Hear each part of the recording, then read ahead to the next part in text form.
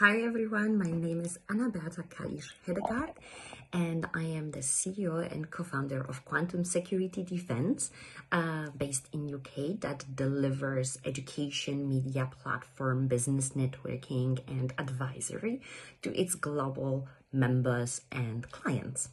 I'm also building a deep tech startup, QuantumPrime, based in Germany, where we're excited about quantum teleportation of data between the Earth and outer space. So I come from Poland and also with a technical background in physics and electronics. And in 2024, I transitioned to a full-time entrepreneurship. In 2025, I was honored to be named a rising star of the Quantum Innovation Summit in Dubai and became one of top 10 women in engineering in Poland. And I won in the category of entrepreneurship and also became a Hot 10 voice named by Quantum Tech in Rotterdam. That was possible because of the amazing teams, both at QuantumPrime-QSecDef and QuantumPrime, that work really hard to deliver value and also excite people about our missions.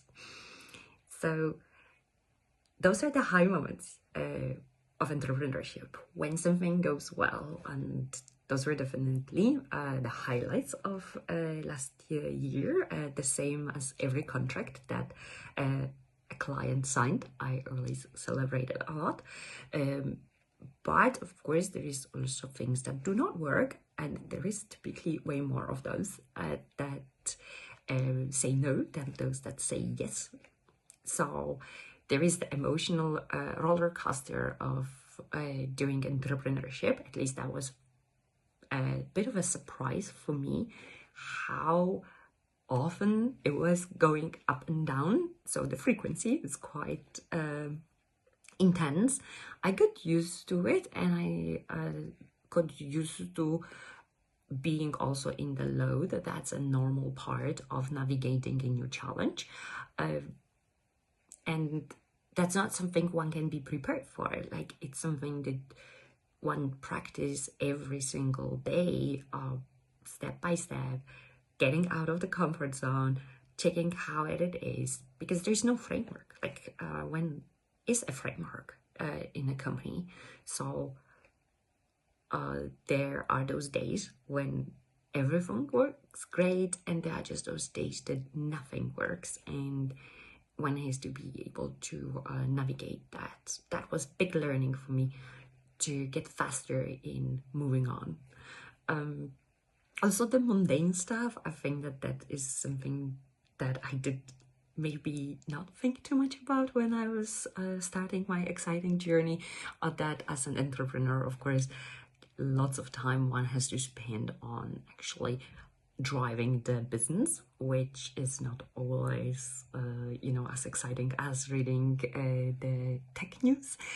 Sometimes it's just trying to be compliant with the tax law or whatever of that sort. And the selling is another challenge, at least for me. I was not a business or sales background. I had to learn how to sell. I had to learn that I'm selling a product, that it is not about me when people don't want it. I had to also learn how it is important to reach a lot of people. If you only have one sales call per day, it can be very disheartening when people say no. But if you have a lot, if you just know, like, okay, if every day I do 10, then it will accumulate, and some of them might eventually say yes. And also reaching out to new people, new contacts, building them by traveling or by just emails. For me, that was the biggest hint I got, and like explanation actually from one of my co-founders, who said, like, it's all just number games, and it really is. And it helps to put also like the distance between those no's, because the number game means that the no's are guarantees, but the more you do of that stuff, you know, you're increasing the chances of, yes, that's all you're working on. Big thing for me, especially because I am building a business network, I deliver education, is collaboration. I knew that anything what I want to do, because on one hand it was a deep tech, which is very complex. I knew I'm not going to be able to do it on my own, so I collaborated, met lots of people, partner, constantly find different ways of doing it. Some ways are more formalized and some ways are just friendly way of supporting each other and finding ways always that the relationship benefits both sides. And that I also learned while living, like I lived in 6 different countries. So I lived in Poland, Denmark, Malaysia, US, Netherlands, and Germany. And having those different perspectives from around the world is very important, because you see that everywhere there are smart people, but you can look at the same thing in a very different way. And when you collect it all, it can be your advantage. So both of my startups lean into an international collaborations. And like when I mean international, I really mean international.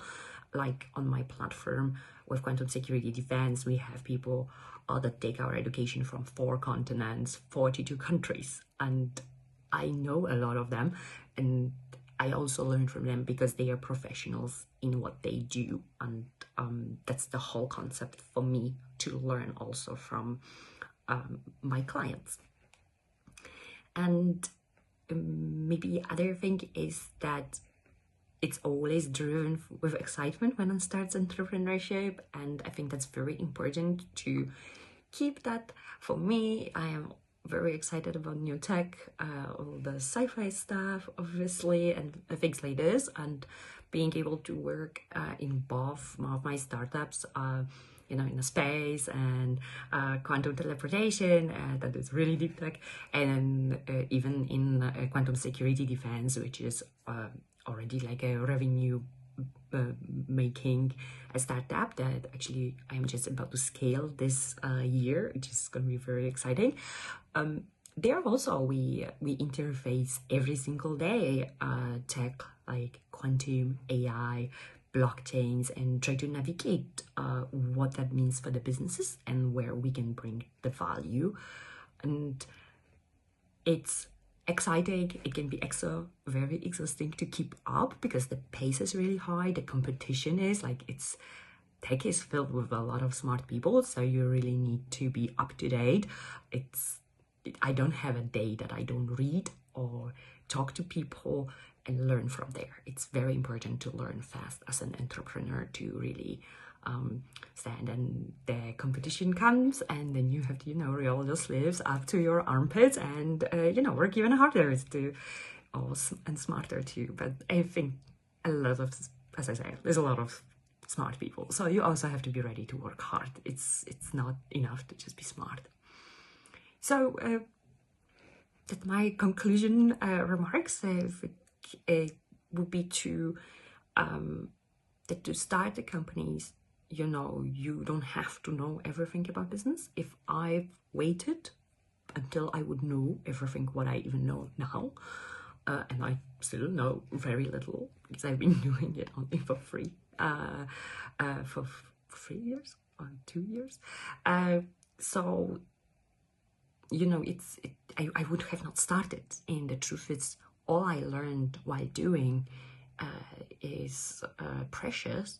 And as long as one is ready to accept that you need to learn, you need to meet people, it's good to have advisors, and it's good to have advisors on various aspects. So for me, I had from a get-go a lot of advisors on the business, advisors on tech, advisors that were other women doing entrepreneurship, and I could share how it is to do it, entrepreneurship. I also had a lot of women that were in tech. I had a lot of now also women that are entrepreneurs in tech. But I also have people that I take advice on pragmatic aspects, on technical aspects, on hiring, like anything. Jeff is like one mentor typically will not have time to cover all your needs, so it's really good to really outsource knowledge to a lot of people in your network, friends, and it might occur that lots of people that you know, they already have insights. So yeah, I'm actually excited about the next year. It's gonna be probably really tough because, as I said, we're gonna be scaling quantum security defense, so there's gonna be lots of challenges. I never scaled a business, so yeah, but I think it's gonna be also extremely exciting. Yeah, let's see where I'm gonna be in 1 year. I'm very excited about that, and if any of you is also building startups, I hope to meet you somewhere around, in the entrepreneurship space. Thank you for listening, and good luck with your businesses. Bye.